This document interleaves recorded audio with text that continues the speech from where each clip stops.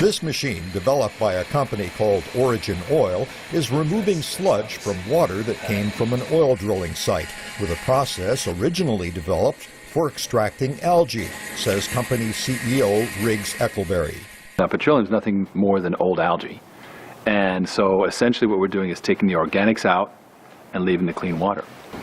OriginOil has used its demonstration equipment in its home state of California to retrieve petroleum from water a driller had already processed. They gave it to us thinking it was already clean.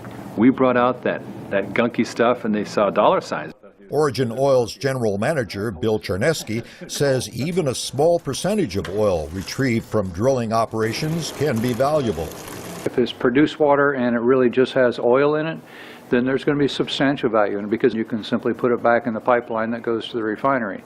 Produced water is what comes up with oil and gas from deep earth deposits, but drillers also use tons of water mixed with sand and chemicals in the fracturing process. Currently, that water has to be trucked in, and the contaminated water then has to be trucked out for disposal at great cost.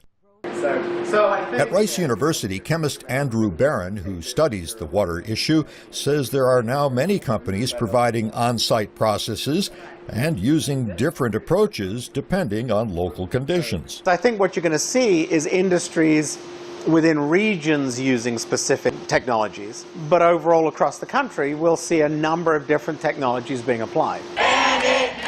Protests against fracking have grown because of concerns over water pollution, but Barron is trying to address this issue by developing tracers that can identify water from a given operation. And the idea is you'd put these tracers in a frac job, and if there is contamination in the water from somewhere else, you could potentially trace the source of that contamination.